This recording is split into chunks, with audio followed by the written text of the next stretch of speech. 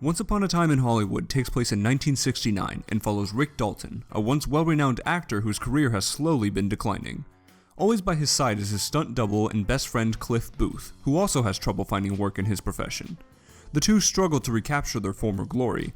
Meanwhile, Dalton certainly has an interesting neighbor in Sharon Tate, the famous Hollywood actress. If I were to ask what makes a Quentin Tarantino movie distinctly Tarantino, the most common answers would probably include witty dialogue, over-the-top violence, homages to classic cinema, non-linear storytelling, and plenty of bare feet. These are just some of the recurring ingredients found in the director's filmography.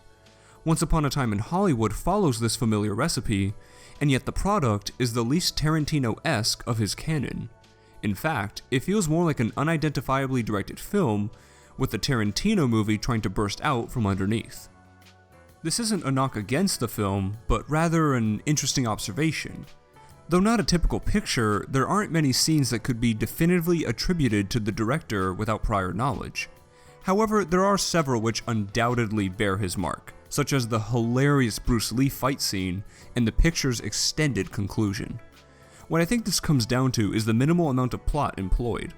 All of Tarantino's other films tend to have some sort of fascinating story, whether it be a woman hell-bent on getting revenge on a society of assassins she was formerly a part of, or a collection of unsavory folks being forced to ride out a relentless blizzard in a small cabin.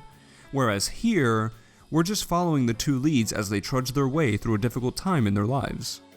But this is also where the film becomes unique. Both Rick and Cliff have lost something in their lives, a sense of importance or purpose. Let's start with Rick, played by Leonardo DiCaprio. He was the star of a hit television western, but decided to take his career into film as a leading man. Clearly, he's an amalgamation of several real-life actors of the time, and this connection is made more apparent as the film progresses. Anyway, he can't seem to land any big roles and is getting by guest starring on television shows as the villain of the week. A friend of his helps him realize that his career is now waning, which sends Rick into a self-deprecating and depressed mood for most of the movie. Rick wants to be a big-name actor again, but has lost his drive and confidence.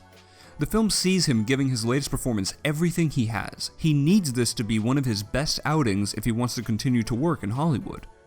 Rick is presented with his own mortality in a way, and he's afraid that his legacy won't last, which is why he fights so hard to maintain it. And DiCaprio completely sells this character. He loses himself in Rick, imbuing him with such forceful melancholy that you can't help but feel for the guy. Opposite Rick, we have his best friend Cliff, played by Brad Pitt. Seeing as how Cliff has great difficulty getting hired as a stuntman, he spends his days taking care of his friend, driving him everywhere, acting as an on-call handyman, even giving him motivational pep talks. He doesn't express any regret or distaste for his current situation, but it becomes obvious that he wants something else very early on. One of the first scenes has Cliff drive Rick home in the latter's car. Nothing out of the ordinary. He drops Rick off and gets into his own car to go to his home. And this is where the character's conflict is made apparent. He peels out immediately, speeding down every road, passing cars left, right, and center, pulling off quick turns and drifts worthy of his stuntman moniker. Cliff is a stuntman without any action in his life. While Cliff doesn't openly say what he wants, we can tell by his actions what he craves. Just about everything he does is motivated by an almost lustful want of danger and excitement. When asked to climb a roof, he parkours his way up there. While waiting for a shoot to begin, he picks a fight with Bruce Lee. When facing possible death, he provokes it further.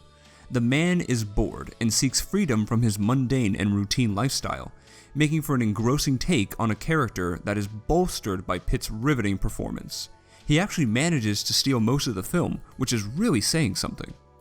The rest of the cast is also superb, consisting of such greats as Al Pacino, Dakota Fanning, Luke Perry, Timothy Olyphant, Margaret Qualley, Bruce Dern, and Kurt Russell. However, I want to give special recognition to Julia Butters, who only has one or two scenes in the picture, but is spectacular every minute she's on screen, especially for someone so young. Of course, we also have Margot Robbie playing Sharon Tate, and she does so very well. But I do find this storyline, if you want to call it that, one of the film's weaknesses. Tate is featured in only a handful of scenes, and they're so disconnected from all of the other characters that they come off as almost pointless by the end. It seems to me that Tarantino devoted screen time to Tate in order to justify his making this film and including the Manson family in it. Personally, I don't think this was necessary, and the appearance of the hippie cult could have been left as a surprise twist. But Tate's inclusion does feed into the final act slightly, and Tarantino definitely wants us to get a good grasp of what the world lost with her murder, filming her with such infectious charm and innocence. There's still one important character I've yet to mention, and that would be the setting. Tarantino's love for the 60s is on full display with his latest feature. He treats 1969 Los Angeles as if it were his own personal playground, pushing every button, pulling every lever, twisting every knob. The backgrounds are romantically crafted, and he often makes the audience watch snippets from classic shows.